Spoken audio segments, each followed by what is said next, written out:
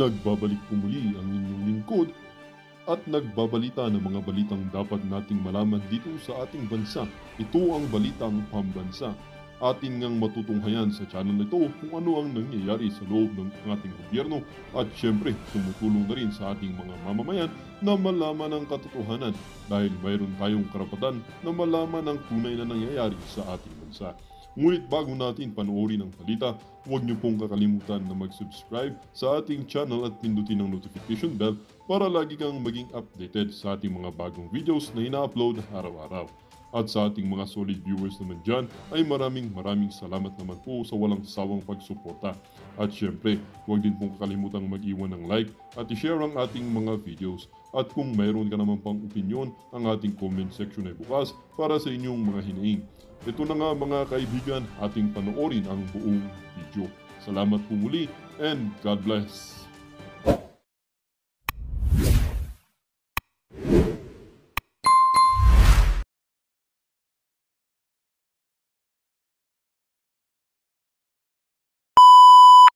Ito po, simulan natin sa firing squad. Kamatayan sa pamamagitan ng firing squad ang mga politikong sangkot sa graft and corruption, malversation of public funds at plunder sa ilalim ng House Bill No. 11211. Yan ang ulat ni Mela Las Moras. Para tuluyan ang mawakasan ang mga katiwalian, korupsyon at pandarambong sa gobyerno, itinutulak na sa Kamara ang pagpapataw ng parusang kamatayan sa pamamagitan ng firing squad laban sa mga pampublikong opisyal na mapatutunayang nagkasala sa mga kasong graft and corruption, malversation of public funds at plunder. Yan ay sa ilalim ng House Bill No. 11211 ni Zamboanga City 1st District Representative Kimmer Olaso o Panukalang Death Penalty for Corruption Act. Ayon sa panukala, nananatiling isa sa pinakamatinding banta sa pag-unlad ng bansa ang korupsyon, kaya't kailangan na ng seryosong hakbang para masugpo ito. Sakaling maisabatas sakop sa parusang death by firing squad ang lahat ng pampublikong opisyal, elected man o appointed, at isasama rin dito ang mga miyembro ng military at police forces. Sad to say that it's been growing. Sir, saglit lang, saglit. Ang ganda ng panukala mo ha. Ako ganyan ang paniwala ko eh. Kahit ikaw ay pula, kahit ikaw ay dilaw, ha?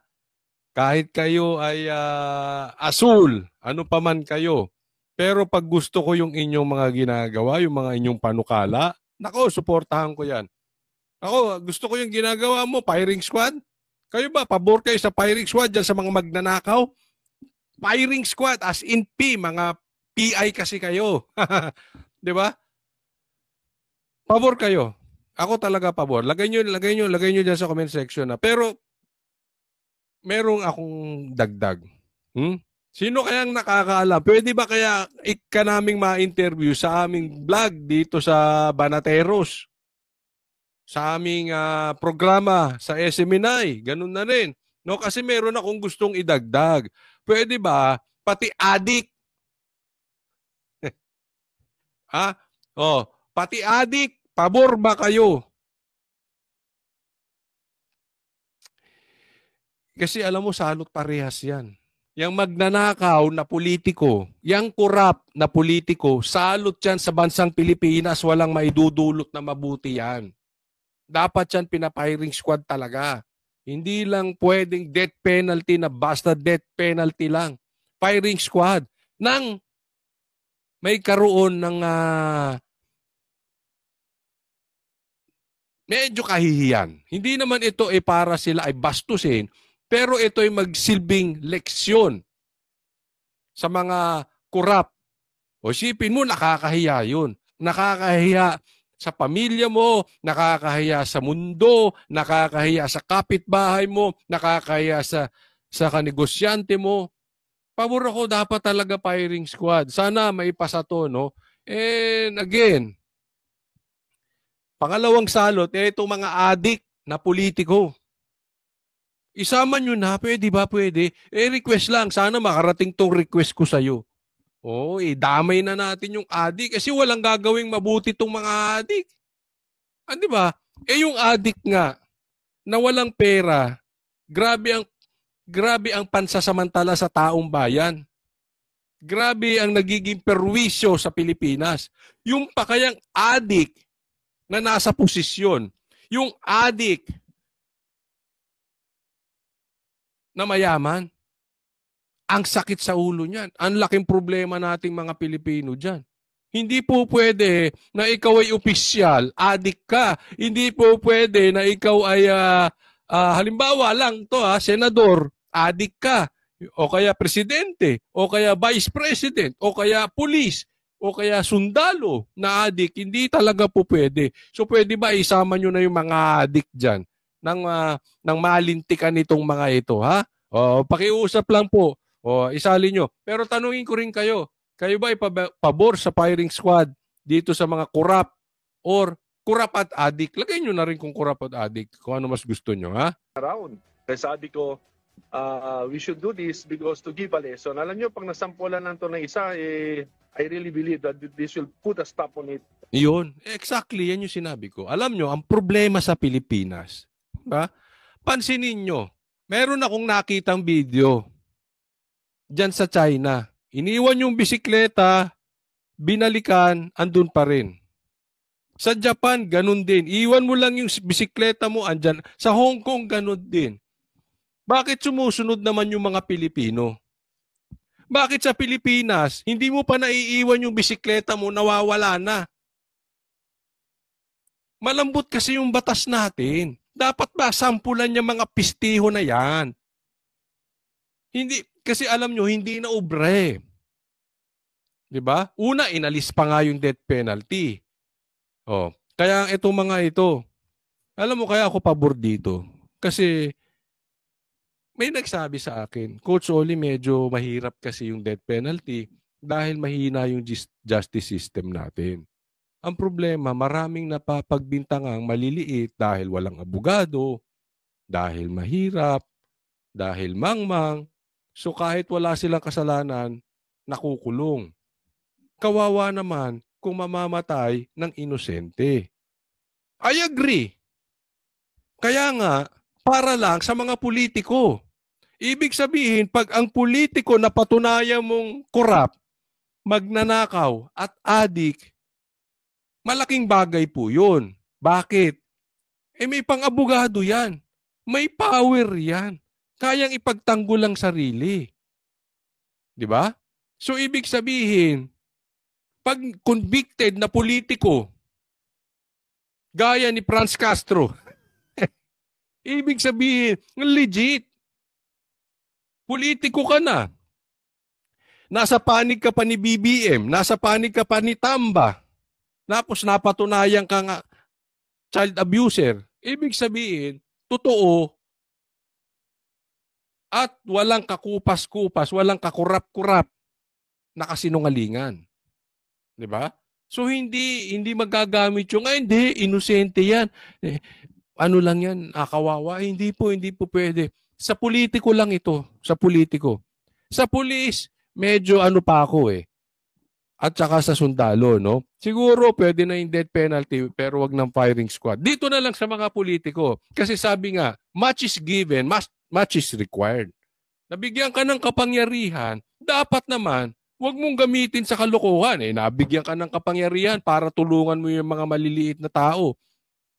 Tapos anong ginagawa mo? Ninanakawan mo. Diba? Dapat ikaw ay nagtuturo ng magandang halimbawa. Number 1 kang adik. Anong ituturo mo sa bansang Pilipinas? Di wala. Nga. Mahirap po yung ganon. Kasi, pag inisip-isip po natin, ang sakit pong nakawan. Diba? Tingnan mo to. Halimbawa, ikaw ay mayaman. Nakatira ka sa penthouse.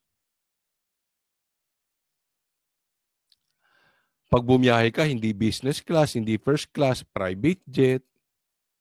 Nakakapasyal ka sa ibang bansa, iba't ibang bansa. Ang dami mong bahay. Tapos, meron kang kapitbahay na hindi malaman, kakakain pa lang, hindi nila alam saan kukuhanin yung susunod na kakainin nila. Isipin mo, ako yun. Halimbawa, ako yun, ha? Ako yung mayaman. Kayo, kayo, kunwari lang. Ha? Hindi po ito. Kayo, nanonood. Halimbawa lang ito, mahirap kayo. Wala na nga kayong makain. Kawawa yung mga alak ninyo. Yung iba maliliit pa, yung iba sanggol pa, walang pambili ng gatas. Tapos akong mayaman, nanakawan pa kita. 'Di ba? Wala ka na ngang makain.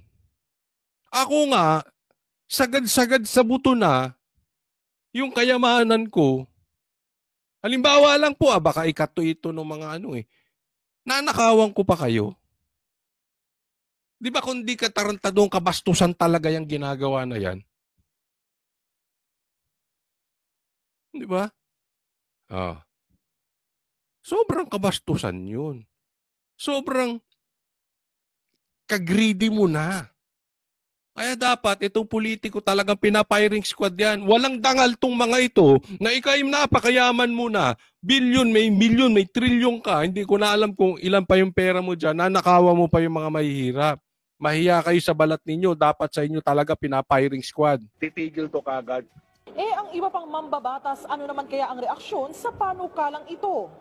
Dapat po siguro pag-aralan din maigi yung mga ganyang bill. At pagkatao, atakot sa death penalty.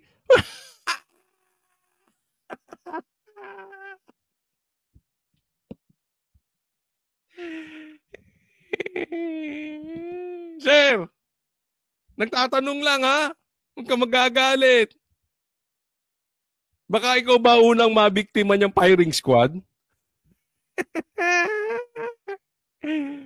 Ang sakit, Kuya Eddie. May mga similar bills na rin po na na-file from before. Magpapalusot pa, meron pa rin na bills na na-file before.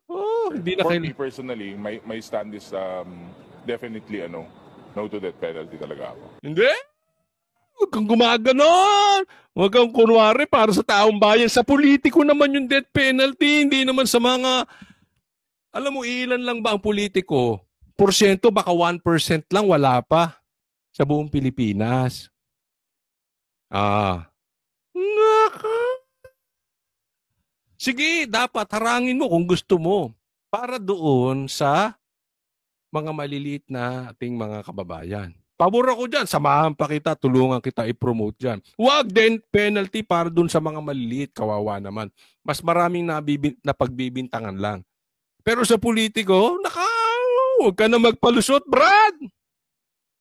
Huwag kami. Lokohin nyo yung mga gutom na vloggers, huwag kami. Lokohin yung mga vloggers na bayaran. Hindi kami. Huwag kami. Nagdadabog ka, Kotsoli. Hindi. Hindi nyo ba feel? Sobrang tuwa ko dyan sa firing squad. Although sa tingin ko, medyo mahihirapan yan makapasa. Alam nyo kung bakit? Sila mabibiktiman yan eh. Di ba? Sila madadali niyan. So, alanganin. Sa tingin ko hindi mapapasa. Pero natutuwa ako na hindi ito mapasa yung maunti-unti lang. And who knows? Someday. Di ba? Who knows? Alam mo, tumatak to sa utak ko. Paalala nyo sa akin, ha? Paalala nyo sa akin kasi pag nagkikita kami ni PRRD o ni BP Sara, nilalabas naman namin sa Facebook. Kung nakakalimutan ko, remind nyo ko, Kotsoli. Meron kaming i-remind sa'yo. Ito yon. Ibubulong ko kay PRRD o kay BP Sara. Ituloy itong firing squad sa mga politiko. Payag ako dyan. May dapat talaga yan. So, hindi man matupad ngayon, malay natin. Kasi definitely, I know, you know, we all know BP Sara will be the next president. That's for a fact. Totoo yan. So dapat mabulungan natin. Vice President. VP Sara. Sana matulungan mo maipasa sa itong mga buhaya. Itong mga magnanakaw na ito na nagtatago sa pangalang ayuda. Firing squad. Ang saya-saya na bubulong-bulong lang ako. Parang akong Hindi ko naman sinasabing susundin ako kasi wala naman akong political strength para sundin nila. Importante, nagawa ko yung party ko. Bumulong. Tama naman yung binubulong ko. Kaysa naman yung mga congressman bumubulong-bulong. Wala ba tayong proyekto dyan? Boss, wala ba tayong proyekto dyan? Sino ba ang gusto mong birahin namin? Bibirahin namin. May boss! Boss! Wala ba tayong kasunduan dyan? Di ba? Pangit yung ganung bulong. Boss! Master, amo! Wala daw baril pumasok sa KOJC. Sabihin mo. Mahirap yung bulong-bulong na gano'n.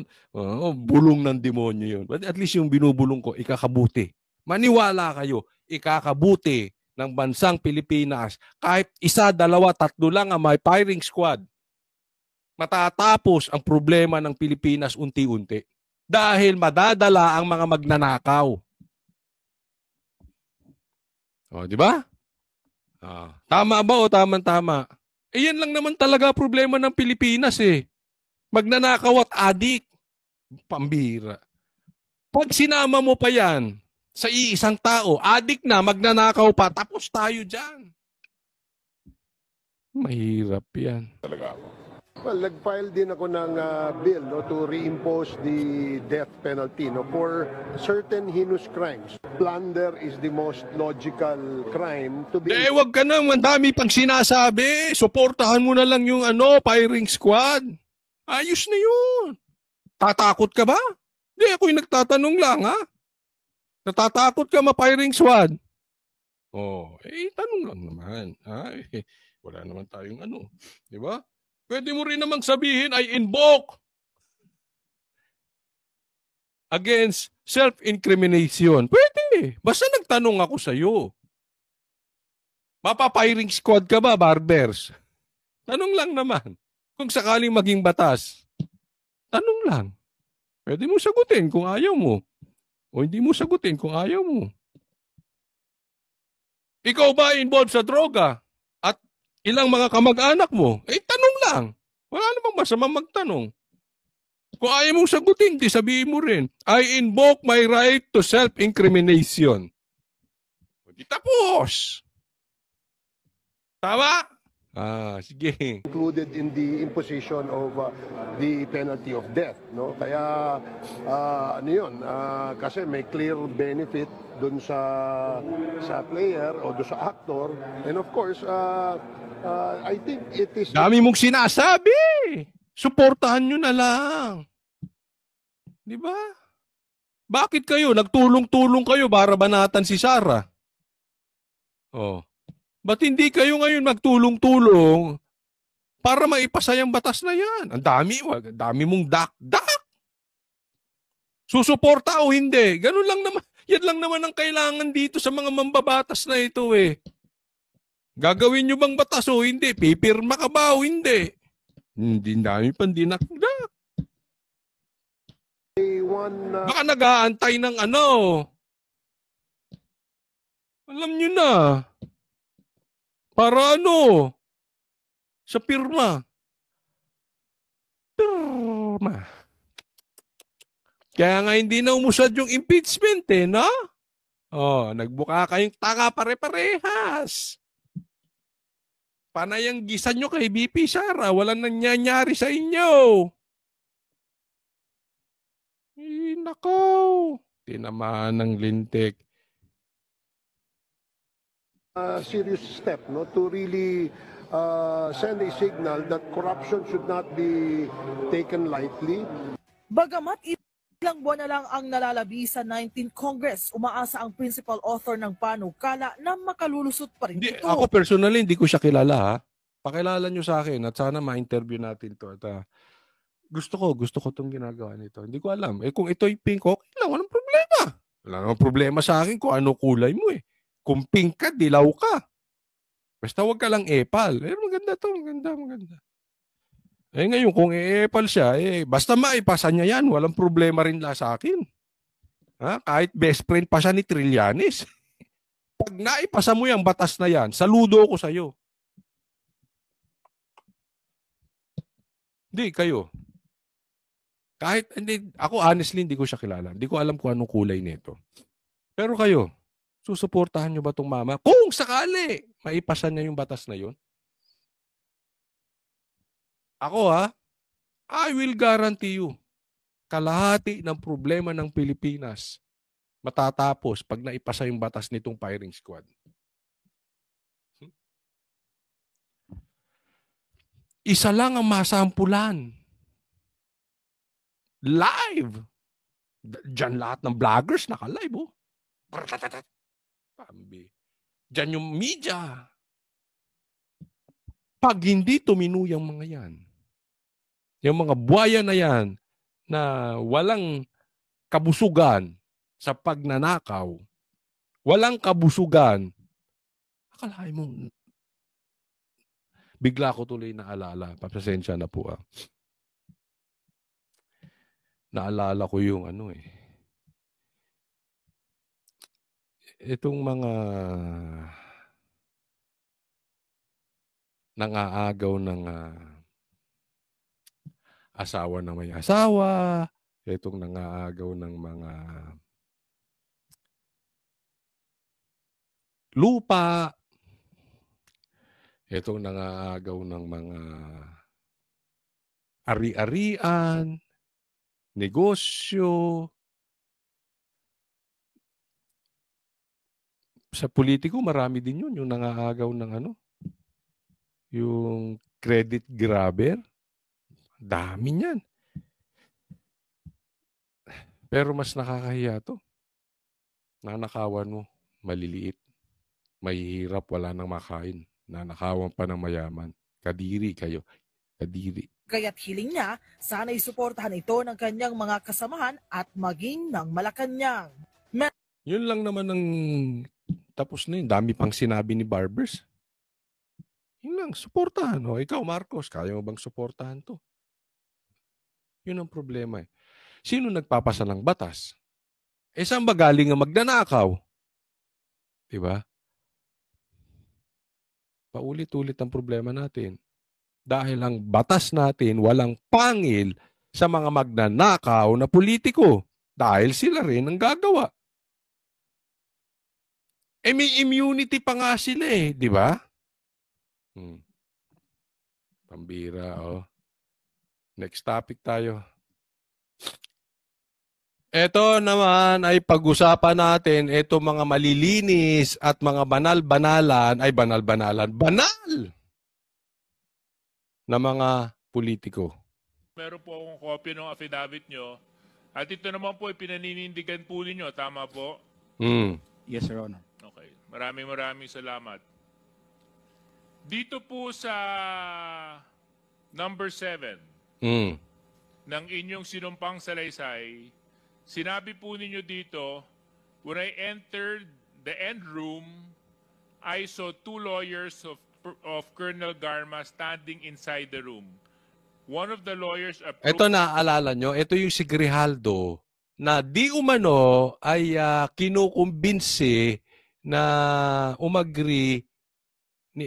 kinukumbinsi ni Dan Fernandez at saka nito ni Abante na umagri sa kanila na ilaglag si PRRD na patungkol dito sa drug war ni PRRD. Diba? Ito yung pinag-uusapan dito. Ngayon, siyempre, tinamaan si Dan Fernandez, kakampi nila. Kasama nila yan. Magkakatabing umuupo yan. Baka magkakatabi pang tumatay ang mga... Nasaktan. Nasaktan sila. Nasaktan. So, siyempre, gigisahin nila to si Grijaldo. Na si Grijaldo ay nagsasalita ng katotohanan. Para sa akin na, kasi hindi ka basta magsasalita against these people na may video naman eh. Pumasok sila doon. Kinausap. Ba't mo kakausapin ng witness? O resource person? Diba? Dapat yan hindi nyo kinakausap. Sila mismo naglabas ng video. Pero dapat yun, kitang-kita, pumasok. Oh, dapat hindi sila kinausap. Oh. Coach me and then ask me what we were going to talk about. And I said that I do not know. Number 8, after a while, Congressman Dan Fernandez entered the room and he asked me to sit beside him on the right side. Then Congressman Abante entered the room and sat on the far end chair on my right. One of the lawyers of Colonel Garma stood at my back. Your Honor, I would stand by my statement Okay, in the so Senate I would under oath, Your Honor, and I invoke my right for self-incrimination, Your Honor. Point of order, Mr. Chairman. Point of order. What is the point of I don't see any reason why our guest keeps on invoking his right against self-incrimination when Deputy Speaker J.J. Suarez was not asking him anything incriminating. Oh, kita mo ha? Oh, sabi niya, wala siyang tinatanong. So bakit laging binabanggit? Wala namang tanong na incriminating to si Suarez. Bakit lagi niya sinasabi na I have the right to self-incrimination? Kasi po yung self-incrimination, bagamat tayo hindi naman abogado, inaamin naman natin yan. Pero hindi ka pwedeng maging witness against yourself. Di ba? Ako, para sa akin, tama yung sagot ni Grijaldo. In the first place, kung may mali ako, bakit nyo ako ginigisa rito? Idi-demanda ninyo ko. In aid of legislation kayo eh. Eh kung ididiin ako niyan, dahil sa sasabihin ko, self-incrimination yun. Sabi mo, hindi nagtatanong. Mamaya papakinggan natin, nagtanong to. Eh kasi, tingnan yung mabuti. Anong inaasikaso nyo? Si Grijaldo. Pagpalagay natin, sinungaling si Grijaldo. Si Grijaldo na. Ang pinakamasamang tao sa Pilipinas, ano ngayon? Hindi ko sinasabing okay yun ha, pero ano ngayon sa amin? Sa aming mga maliliit at ordinaryong Pilipino. Bakit hindi nyo imbestigahan yung blank space na yan na ipanasa ng BICAM? Itong BICAM. Scammer kayo eh. Nagpasa kayo na hindi na ratify, hindi na pag-uusapan. Saan ka nakakita ng budget na blanco? Yan ang balita ngayon, mga brad, mga sir, mga honorable. Tahimik kayo. Pare-parehas. Bakit siya walang urgency diyan kay Grijaldo eh. Kung may kasalanan yan, tapos naman na eh. Wala nang epekto sa amin. Sa aming mga maliliit, wala nang epekto yan. Kung may epekto man yan, long term, siguro pwede nating ipagpaliban. Ang immediate na, ngayon, budget pinag-uusapan, hirap ng mga Pilipino. Ang budget natin, blanco. Ayun ang kailangan ng immediate needs. Na paano kayo? Bakit hindi nyo patawag dyan si PRRD at sabihin nyo, sabi nyo may blanco, sabi ni Bongbong, wala, sinungaling kayo. O, sabi ni BBM, ba't iniimbestigahan dyan? Yan ang kailangan ng solusyon. Dahil pag tumuloy-tuloy ang budget na yan at mayroong gustong magnakaw at may dumuktor ng budget na yan, kawawa ang Pilipinas na mahirap na. Grijaldo kayo ng Grijaldo. Habol kayo ng habol sa mga Duterte. Si Sara, tapos na eh.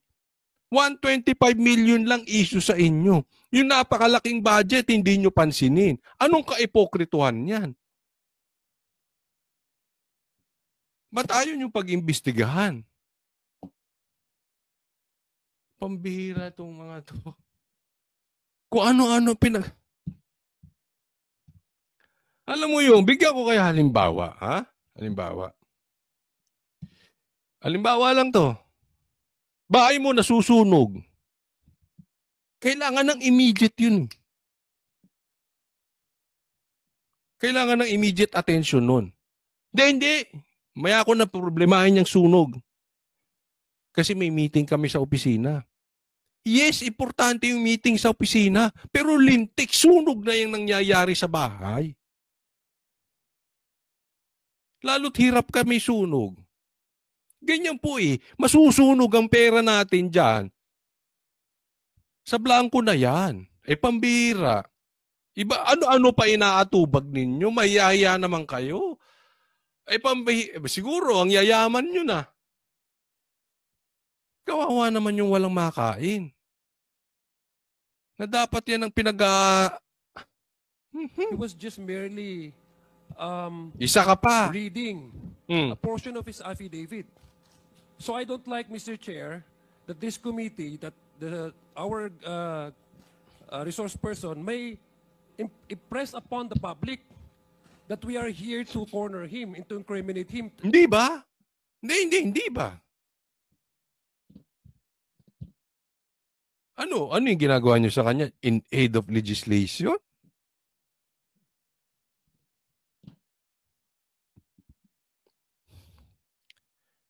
O sige, mali ako. Banal ka. Banal kayo. In aid of legislation yung pagtatanong niya. Kayo, naniniwala kayo?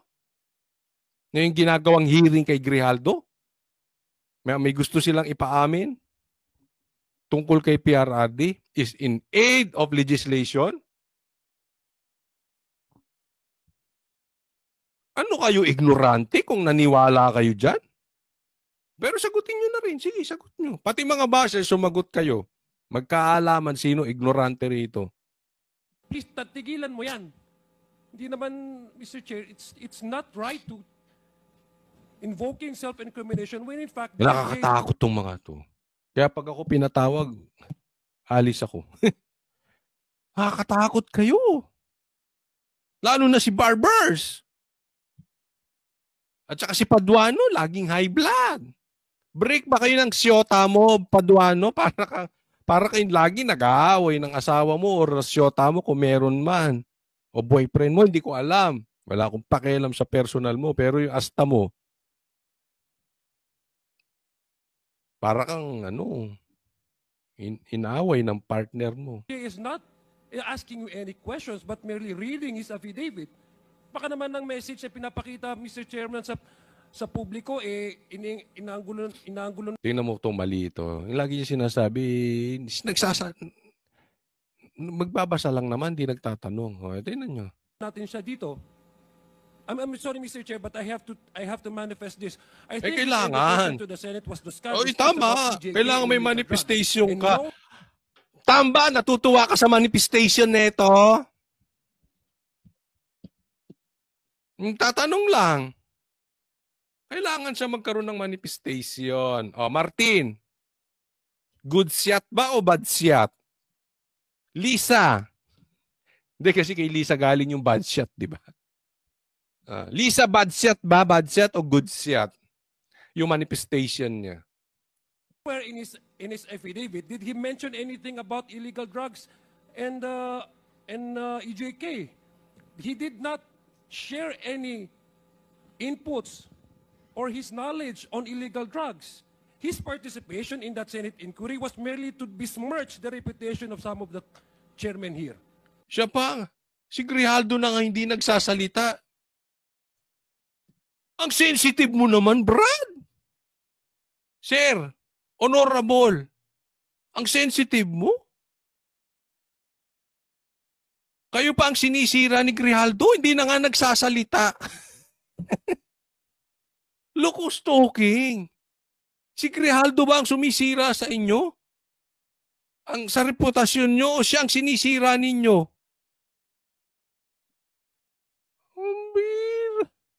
Pakinggan ninyo, ha? Oh. Besmirch the reputation of some of the chairmen here. And I said, paano ka makakapag-sira ng reputation, wala ka nang sinabi? Kung hindi self-incrimination, the right to against self-incrimination. So pag sinabi ko yun, sinisira ko reputasyon mo? Saan kaya napulot na ito yung mga pinagsasabi niya? result attempting to degrade the integrity of the Quadcom. So please, I hate to admonish men in uniform. I have the highest respect for our police. Naks, sumipsip ka pa. Binastos mo yung kabaro nila. Men. But please, Colonel Grijaldo, stop invoking your right against self-incrimination. Nobody's asking you any incriminating questions here. If I confirm the testimony of Colonel Garma about DDS in 1999, since I was not a member of the PNP at that time and I have no knowledge as to the reward system, additionally, I said that the work of policemen are noble, that requires great sacrifice even without reward or award. It is our moral obligation and a call of duty to serve our country and our people. If I may continue, Colonel Grijaldo. At sinabi mo, Congressman Dan asked me, Colonel Garma, anong masabi mo sa kanya tungkol kay Barayuga? I politely told him I cannot comment on the case when I respectfully answered him, Sir, mahirap yan. Kasama kami sa nag-iimbestiga at hindi ko alam kung anong kinalaman niya at may investigasyon din kami. Baka ma-incriminate ako, sir. Tama po ba ito, Colonel Grijaldo? Di ba nagtanong? Magagamit yan. Kaya nga self-incriminating to. Yung mga tanong na ganyan. Dami mong sinabi kanina. Sino ba yung kaninang congressman na yon? Your Honor, yes or no lang po, I will stand by my statement in the Senate under oath, Your Honor. Ang hilig nyo, Suarez? Sir, honorable, ang hilig ninyo sa yes or no.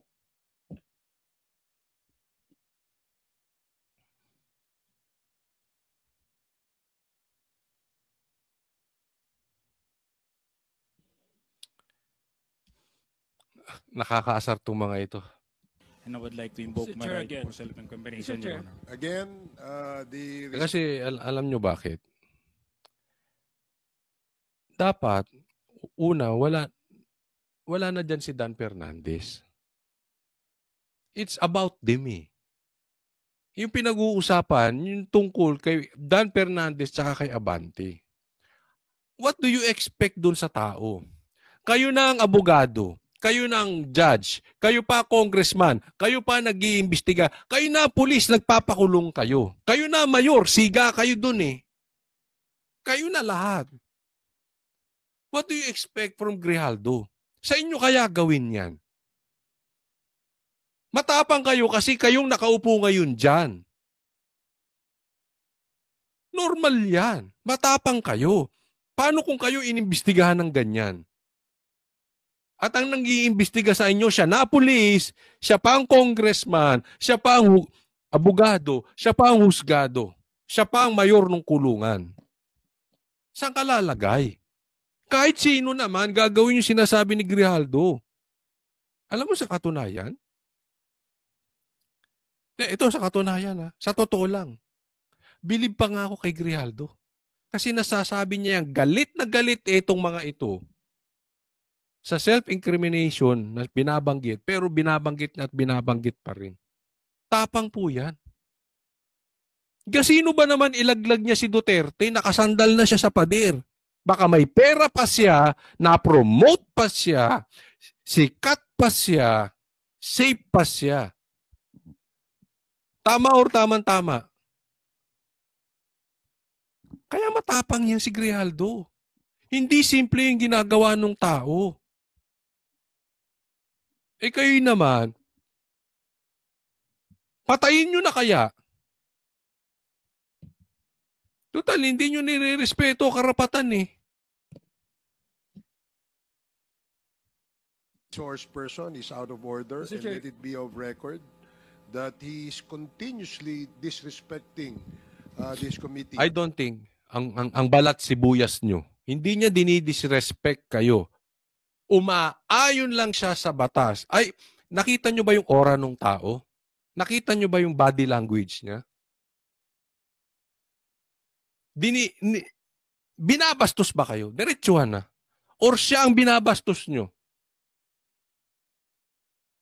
Kung makaturo kayo, para kayong mga banal. Hindi ba? Sige. Kayo dyan, sa mga manunood, including the bashers, including the yellow pinks and the reds, pati mga NPA, tanungin na natin, sino ba nang babastos dito?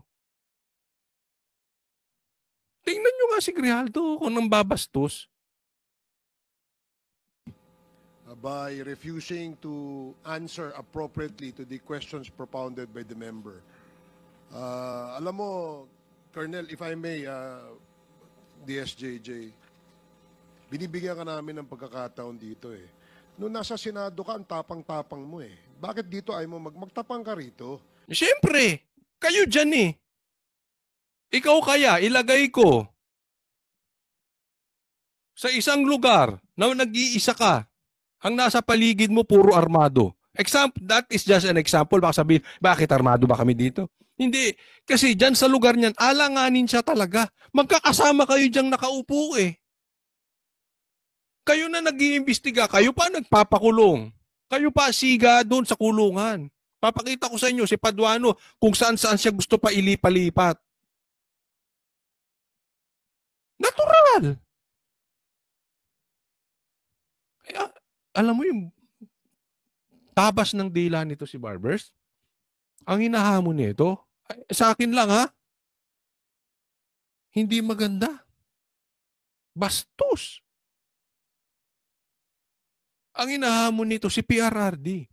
Kasi nagsumbong siya kay PRRD, pati si PRRD, sabi dapat imbestigahan niya, dapat nga. Hinahamon nito si PRRD.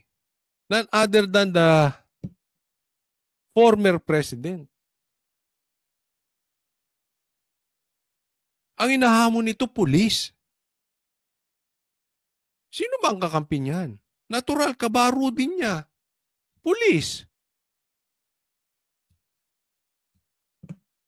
Ang tapang pala nito si Barbers, no? Takot kami sa iyo. Ang tapang mo eh. Ang dami nyo kasi eh. Alam mo, may kasabihan na kung paano mo husgahan ng ibang tao, ganyan ka rin huhusgahan. Sana wag dumating sa buhay mo na nag-iisa ka, pinagtutulungan ka, wala kang magawa. Sana wag dumating sa buhay. This is not a threat. Actually, ayoko mangyari sa'yo. Kasi, yung ginagawa mo sa kanya is exactly the same. Pinapatawag mo pa? Wow. Halimbawa, tanungin kita, Barbers. Tanong lang to. Halimbawa, meron ka bang drug lord na kapatid, kamag-anak? Tanong lang. Wala tayong pinapatukuyan. Ano sasabihin mo? May karapatan ka ba, Coach Oli, magtanong? Ba't mo ilalagay yung sarili mo sa alanganin? Ganyan po yung sinasabi niya self-incrimination. Hindi naman ang babastos eh. Ipakita mo yung the same candor, the same tapang na pinakita mo doon. Ako, pag ito nalagay sa alanganin si Bar, hindi ko siya tinatakot dahil wala naman akong karapatang manakot. Pero pag nalagay ito sa alanganin, tingnan ko tapang nito kay PRRD sa mga Duterte. Kasi, ang sabi sa akin, balita ko, Brad, maka Duterte ka pa dati, ngayon baligtad ka. Ano nangyari? Alam mo sa atin, ako hindi naniniwala sa tapang. Lahat naman tayo may tapang, lahat tayo may kaduwagan. Depende lang yan sa sitwasyon. Kaya nga sabi ko, gusto ko makita ang tapang nito sa sitwasyon ni Grijaldo. Di ba? Bakit hindi mo gawin yan dito ngayon? Obvious ba? Bobo ka ba? Hindi, ako nagtatanong lang. Paano niya gagawin yan dyan?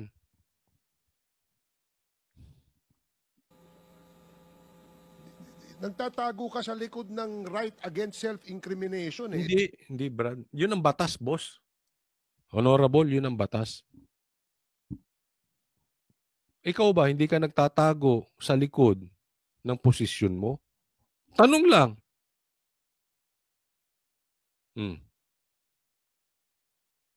Hindi ka nagtatago sa likod ng kapangyarihan mo. Yang tapang mukhang yan, kaya mo kayang gawin yan pag ordinaryong tao ka?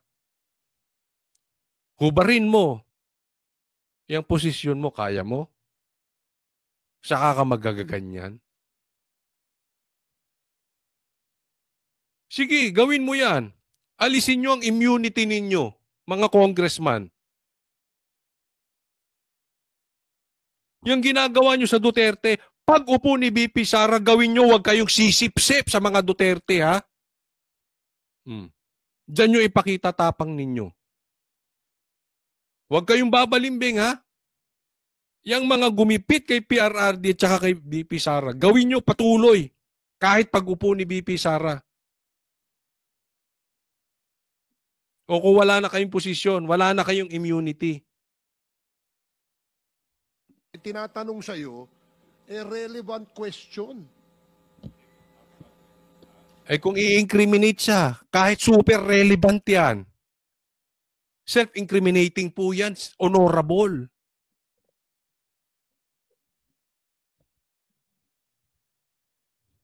So hindi issue dito yung relevant.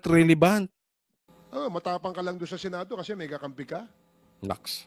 Dito ka magpakita ng tapang mo. Tapang. Yung nandoon ka lang. Makatakot, no? Hindi kakatakot si Barbers. Galit din to sa mga vloggers, eh. Oh! Tapang. Huwag na tayo magsalita, mga vloggers. Mga journalists, huwag na tayo magsalita. Matapang si Barbers. Takot kami sa'yo. Kakatakot ka. Alam mo, ang mahirap kasi sa'yo, gusto lang nating malaman ang katotohanan sa likod nito. Ang dami mo... Hindi po pwedeng lumabas ang katotohanan. Magkakakampi kayo dyan. Alam mo, kung may hiya sa balat, yang si Abante tsaka si Dan Fernandez, dapat nag-inhibit muna sila dyan.